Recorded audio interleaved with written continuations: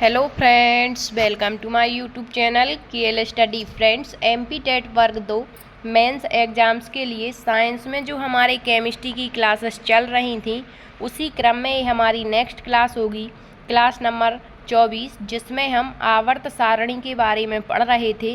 तो इससे पहले आपको बता दें, केमिस्ट्री की जो आपके पात्रता परीक्षा में सिलेबस दिया गया है, उसी के अकॉर्डिंग अभी तक हमारी 23 क्लासें हो गई हैं, जिसमें आप पूरी की पूरी एनसीईआरटी की थ्योरी के अलावा अन्य ऑथेंटिक बुक्स की थ्योरी देख सकते हैं।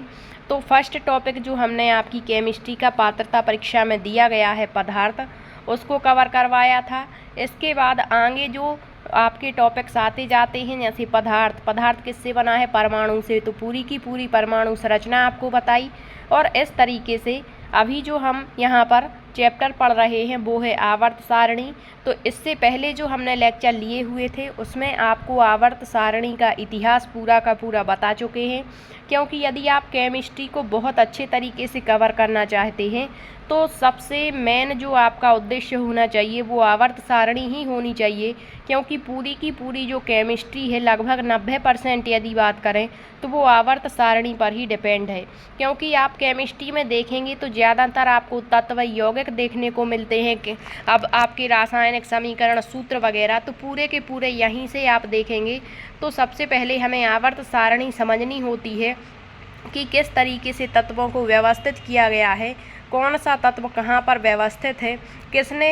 जैसे पहले जो हमने इतिहास पढ़ा आवर्त सारणी का, तो जो डोवे राइनर आए उन्होंने त्रिक बताया।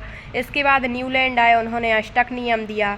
फिर लोथर मेयर आते हैं, जिन्होंने आपका जो है वक्र के माध्यम से समझाया।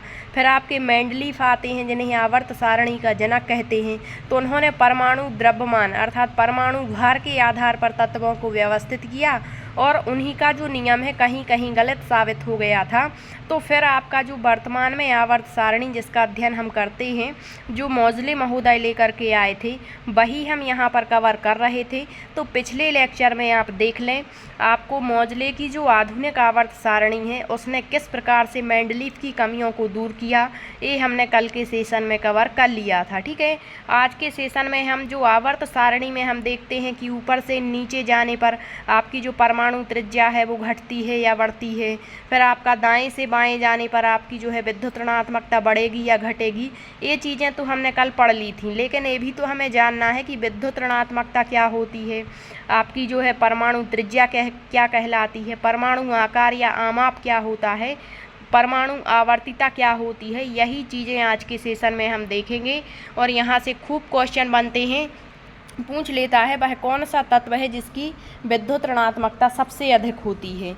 या फिर आपको तत्वों का ग्रुप्स देंगे और पूछेंगे बताइए, मतलब घटते या बढ़ते क्रम में, कि किसकी विद्युत ऋणात्मकता सबसे अधिक है और किसकी सबसे कम है। तो क्वेश्चन कहीं से भी बन सकते हैं।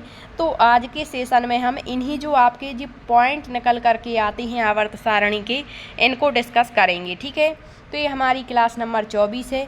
और यदि आप बायोलॉजी की क्लासेस देखना चाहते हैं मेंस परीक्षा के लिए, तो पूरी की पूरी थ्योरी आपको मिल जाएगी। 65+ क्लासें आपकी प्लेलिस्ट में डली हुई हैं, आप देख सकते हैं, एमपी टेट वर्ग 2 बायोलॉजी मेंस परीक्षा के नाम से। ठीक है, और उसके हमने प्रैक्टिस सेट भी आज से स्टार्ट कर दिए हैं, तो आप प्रैक्टिस सेट भी ज़रूर लगाइए।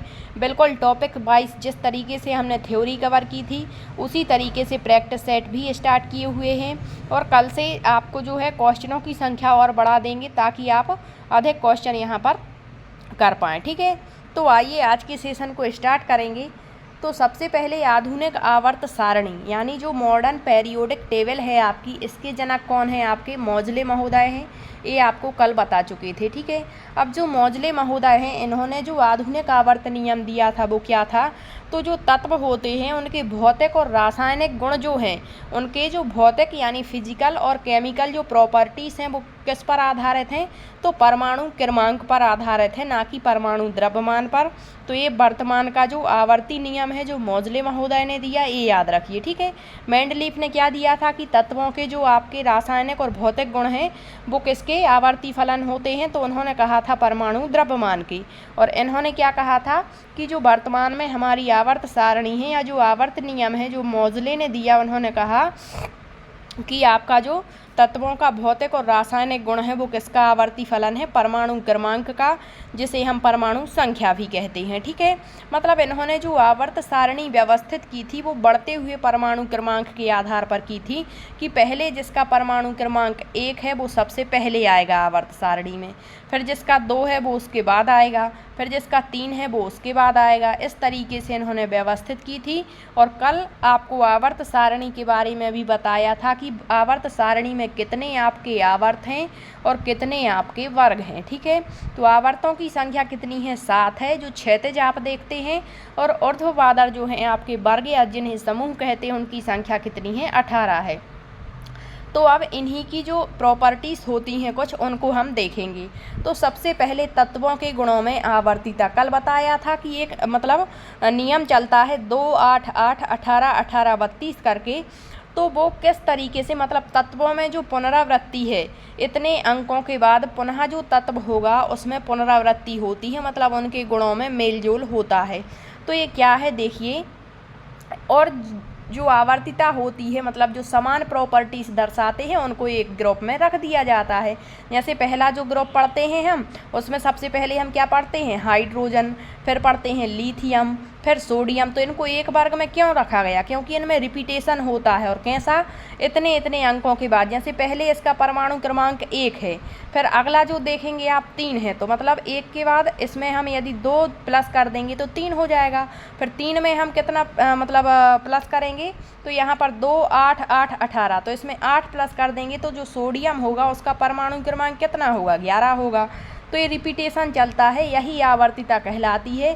तो ये जो आवर्तिता का नियम है ये कहाँ से हमें सीखने को मिलता है, न्यूलैंड के अष्टक नियम से। उन्होंने बताया था कि जैसे पहला तत्व है तो जो 8वां तत्व आएगा उसमें आवर्तिता देखने को मिलेगी। ठीक है, तो तत्वों के गुणों में आवर्तिता कैसे है देखिए, आवर्त सारणी के किसी भी आवर्त में, चाहे आप ऊपर से नीचे जाइए चाहे बाएं से दाएं जाइए, तो आवर्त सारणी के किसी भी आवर्त में बाएं से दाएं चलने पर तत्वों के गुण क्रमिक रूप से बदलते हैं और अगले आवर्त में गुणों की पुनरावृत्ति होती है। मतलब जैसे ऐसे हम आवर्त में यदि बात करते हैं तो आवर्त में बात करेंगे तो गुण तो अलग अलग होंगे, तभी तो उनको अलग अलग आवर्त में रखा गया है। लेकिन जो अगला आवर्त आता है मतलब इतने रिपीटेशन के बाद, तो फिर वहाँ पर क्या देखने को मिलती है, आवर्तिता और पुनरावृत्ति हो जाती है गुणों की, मतलब वही के वही गुण देखने को मिल जाते हैं, इसीलिए इनको एक ग्रुप में रख देते हैं। इसी विशेषता को तत्वों के गुणों की क्या कहते हैं, पीरियोडिसिटी या फिर आवर्तिता कहते हैं। अब तत्वों के गुणों की पुनरावृत्ति कितने अंतराल पर होती है, तो 2, 8, 8, 18, 18, 32 परमाणु क्रमांकों के अंतराल पर पाई जाती है, क्योंकि इस अंतर पर समान इलेक्ट्रॉनिक विन्यास वाले तत्वों की पुनरावृत्ति होती है। तो अब आप कहेंगे इलेक्ट्रॉनिक विन्यास क्या है, तो आपको बाहु थ्योरी इलेक्ट्रॉनिक विन्यास निकालना हम पहले ही सिखा चुके हैं। ठीक है, तो इलेक्ट्रॉनिक विन्यास जैसे 1s2, 2s2, ठीक है, इस तरीके से भरते हैं।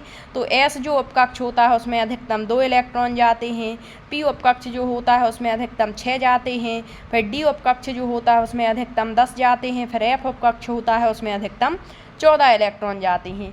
तो इन्हीं इलेक्ट्रॉनिक विन्यास जैसे आप देखेंगे, जैसे ये हमारा पहला आपका जो वर्ग है इसमें आपके मान के चलिए ये है आपका हाइड्रोजन, फिर क्या है आपका लिथियम है, फिर क्या है आपका सोडियम है, फिर क्या है आपका पोटेशियम है, इस तरीके से तत्व हैं। तो पहले का परमाणु क्रमांक 1 है, ठीक है, 1 में यदि हम ये 2 जोड़ देंगे तो इसका कितना आ जाएगा 3, फिर 3 में यदि हमें 8 जोड़ देंगे तो इसका परमाणु क्रमांक कितना 11, फिर 8 जोड़ देंगे तो जो पोटेशियम है उसका परमाणु क्रमांक कितना आ जाएगा 18। इस तरीके से जो है इतने अंतराल पर क्या पाई जा रही है, पुनरावृत्ति। और इनका जो इलेक्ट्रॉनिक विन्यास यदि आप भरेंगे, जैसे हाइड्रोजन है तो s उपकक्ष होता है, ये पहले जो 2 आप वर्ग देखते हैं ये s ब्लॉक कहलाता है, ठीक है। s के बाद जो होता है आपका d ब्लॉक जिन्हें संक्रमण तत्व कहते हैं, और सबसे अंत में जो होता है 13 से लेकर के 17 तक का वर्ग वो क्या कहलाता है आपका p ब्लॉक कहलाता है, ठीक है। तो यहाँ पर जो s ब्लॉक है तो इसमें आप कहीं पर भी इलेक्ट्रॉन भरेंगे तो जैसे यहाँ पर 1 इलेक्ट्रॉन है, ठीक है, तो मतलब परमाणु क्रमांक 1 है तो इसमें किस तरीके से 1s1 एक कंप्लीट हो गया, ठीक है। फिर जैसे इसका 3 है तो इसमें 1s1 भरेंगे और 1s2 ठीक है, मतलब अधिकतम 2 जा सकते हैं, तो यहाँ पर 3 फिल हो गया। इसी तरीके से आप सोडियम का भरेंगे, इसका कितना है 11, तो 1s पहले भरेंगे आप 1s2 2s2 2p6 करके, तो 6 और 2 8 और 2 10 हो जाते हैं एक इस क्रम में, ठीक है। तो जो इलेक्ट्रॉनिक विन्यास है उसकी भी क्या होती है, यहाँ पुनरावृत्ति होती है। अब देखिए इस आधार पर इन्हें दीर्घ आवर्त सारणी में व्यवस्थित किया गया है। तो आप ये आवर्तिता समझ गए कि क्या होती है, ठीक है। अब देखिए इससे क्वेश्चन बनते हैं, आप ये ना समझें कि यहाँ से क्वेश्चन नहीं पूछे जाते। आप प्रैक्टिस सेट लगाएंगे या फिर कोई भी प्रीवियस ईयर क्वेश्चन पेपर, तो वहाँ पर इस तरीके की यदि शब्दावली आपको देखने को मिलती है और यदि आपने ये टॉपिक्स नहीं पढ़े हैं तो फिर आपको बहुत ही ये टफ लगने लगते हैं क्वेश्चन, ठीक है। तो थोड़ा सा आप समझिएगा। अब अगला देखिए यहाँ पर क्या आता है, परमाणु त्रिज्या। आप त्रिज्या तो मैथ में बचपन से पढ़ते आ रहे हैं, ठीक है। त्रिज्या क्या कहलाती है, जैसे एक परमाणु है, परमाणु के अंदर क्या है, नाभिक है। तो जो नाभिक का केंद्र होता है उससे आपके मतलब जो सरफेस है, मतलब इसके केंद्र से लेकर के बाह्यतम जो दूरी होती है क्या कहलाती है, आपकी त्रिज्या कहलाती है, ठीक है। और पूरा का पूरा क्या मानते हैं, हम व्यास मानते हैं। तो देखिए एटॉमिक जो रेडियस है, परमाणु त्रिज्या, साधारणतया परमाणु त्रिज्या या परमाणु आमाप का अभिप्राय परमाणु के नाभिक से इसके बाह्यतम इलेक्ट्रॉन कोष की दूरी से होता है। तो जैसे ये हमारा क्या है, एक परमाणु है, परमाणु के अंदर ये क्या है, हमारा नाभिक है। अब जो नाभिक है, नाभिक के बाहर क्या पाई जाती हैं, विभिन्न कक्षाएं होती हैं, और इन कक्षाओं में क्या होता है, जो इलेक्ट्रॉन है हमारे वो क्या करते हैं, चक्कर लगाते हैं। तो जैसे ये हमारा क्या है, जैसे ये हमारा नाभिक है, तो नाभिक से जो सबसे बाहरी कोश है वहाँ तक की जो दूरी है वो क्या कहलाएगी, आपकी त्रिज्या कहलाती है। क्या कहलाती है, त्रिज्या। और इसको हम आमाप भी कह सकते हैं, क्योंकि इसी से तो मापेंगे कि इसकी दूरी कितनी है। तो ये त्रिज्या कहीं पर भी आप नाभिक से लेकर के यहाँ की दूरी मान सकते हैं, ठीक है।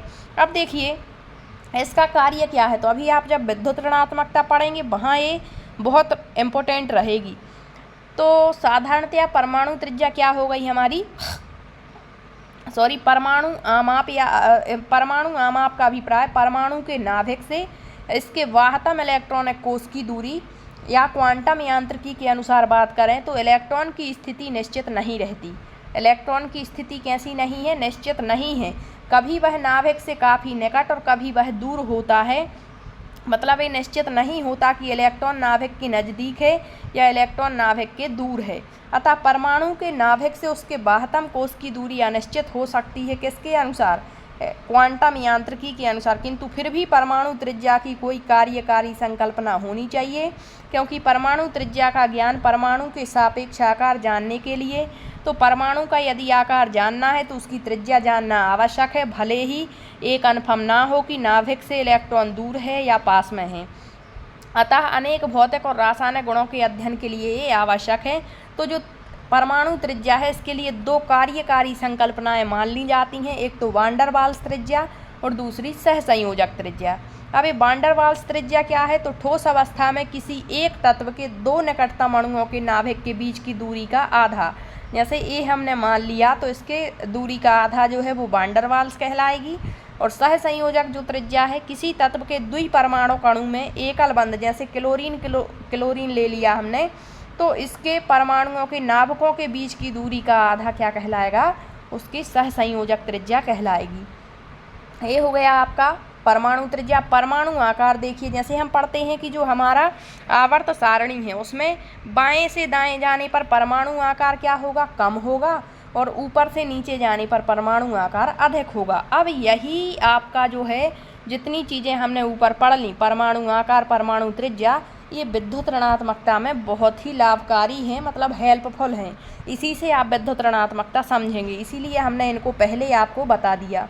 जैसे विद्युत ऋणात्मकता को कहते हैं इलेक्ट्रोनेगेटिविटी। क्या कहलाती है, तो देखिए किसी परमाणु के द्वारा इलेक्ट्रॉन को अपनी ओर आकर्षित करने की क्षमता ही क्या कहलाएगी, विद्युत ऋणात्मकता। अब थोड़ा सा आप समझने का प्रयास करना। यहाँ पर आपको बताते हैं ये आपका एक परमाणु है, ठीक है। क्या है, परमाणु है। परमाणु के अंदर एक क्या है, आपका नाभिक है, ठीक है। अब देखिए नाभिक के बाद में जो होता है वहाँ पर विभिन्न क्या होती हैं, आपकी कक्षाएं होती हैं, जिसे हम KLMN इनके द्वारा डिनोट करते हैं, ठीक है। और प्रत्येक कक्षा में फिर क्या होती हैं, आपकी उप कक्षाएँ होती हैं। इसी तरीके से हमने पढ़ा हुआ है। ठीक है, तो देखिए ए हमारा क्या है, न्यूक्लियस है, ए हमारा क्या है, नाभिक है। क्या है, ये हमारा नाभिक है। ठीक है, अब देखिए नाभिक के जो कक्षा सबसे नज़दीक होगी उसमें सबसे अधिक आकर्षण होगा। ठीक है, क्योंकि ये सबसे नज़दीक है और नाभिक और इस कक्षा के बीच में आकर्षण सबसे अधिक है। फिर जैसे ही ये दूरी बढ़ती जाएगी और जो सबसे बाहरी कक्षा होगी उसका और नाभिक का आकर्षण सबसे कम होगा। तो यही आपको ध्यान रखना है कि जो कक्षा नाभिक के सबसे नज़दीक है, मतलब जो तत्व नाभिक के सबसे नज़दीक होगा उसकी विद्युत ऋणात्मकता कैसी होगी, सबसे अधिक होगी। और जो सबसे आकर्षण बल आपका जो है विद्युत ऋणात्मकता को प्रभावित करेगा। अब यहीं से आप त्रिज्या भी समझ सकते हैं। ठीक है, कैसे समझ सकते हैं त्रिज्या, मान के चलिए ये आपका क्या हो गया, ये आपका हो गया परमाणु, ये हो गया आपका उसके अंदर नाभिक। ठीक है, क्या हो गया, नाभिक। अब ये विभिन्न आपकी कक्षाएं हो गई। ठीक है, तो अब आप बताइए कि जो त्रिज्या होगी वो नाभिक से हम बाह्यतम कक्ष की दूरी को मानते हैं। तो जो पहली कक्षा है इसकी जो त्रिज्या है इतनी है, फिर इसकी इतनी है, इसकी इतनी है, इस तरीके से आप समझ सकते हैं। ठीक है, तो त्रिज्या भी आपकी प्रभावित करेगी। तो देखिए, देखते हैं क्या है विद्युत ऋणात्मकता। किसी परमाणु के द्वारा इलेक्ट्रॉनों को अपनी ओर आकर्षित करने की क्षमता क्या कहलाती है, विद्युत ऋणात्मकता।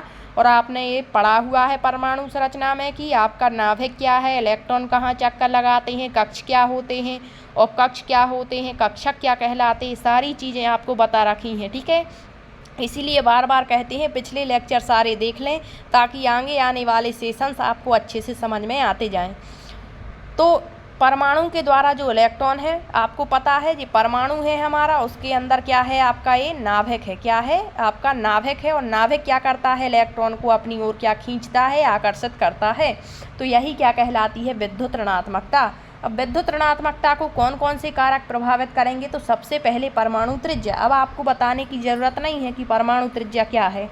तो किसी तत्व का परमाणु आकार या परमाणु त्रिज्या जितनी कम होगी विद्युत ऋणात्मकता उतनी अधिक होगी। क्यों, क्योंकि जैसे आपका ए है क्या, आपका परमाणु, परमाणु के अंदर ए है आपका क्या, नाभिक। ठीक है, मान के चलिए एक ही कक्षा है, 1 मिनट रुकिएगा, ए हो गया आपका नाभिक। ठीक है, अब देखिए और कक्षाएं हम बना सकते हैं, यहाँ पर और कक्षाएं बना दें। ठीक है, ये बना दी हमने।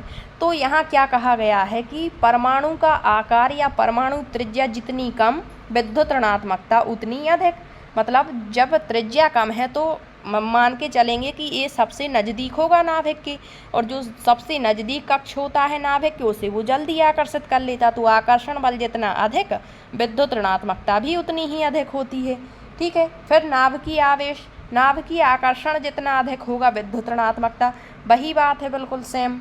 फिर है परमाणु आकार या आमाप। तो देखिए वर्ग में जब हम ऊपर से नीचे जाते हैं, जैसे हाइड्रोजन हो गया, लिथियम हो गया, सोडियम हो गया, आपका पोटेशियम, तो ऊपर से नीचे जाते हैं तो परमाणु आकार क्या होता जाता, बढ़ता जाता। क्यों, क्योंकि परमाणु क्रमांक पर डिपेंड करता है परमाणु आकार। जिसका परमाणु क्रमांक कम उसका आकार कैसा होगा, कम। फिर जैसे ही परमाणु आकार बढ़ता जाता है, परमाणु क्रमांक बढ़ता है, परमाणु आकार भी बढ़ता जाता है। तो वर्ग में जब हम ऊपर से नीचे जाते तो परमाणु क्रमांक में वृद्धि होती कि नहीं होती।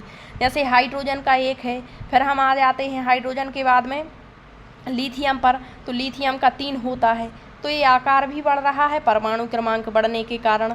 तो वर्ग में ऊपर से नीचे जाने पर परमाणु आकार बढ़ता है, अर्थात परमाणु आकार जितना कम होगा विद्युत ऋणात्मकता उतनी अधिक होगी।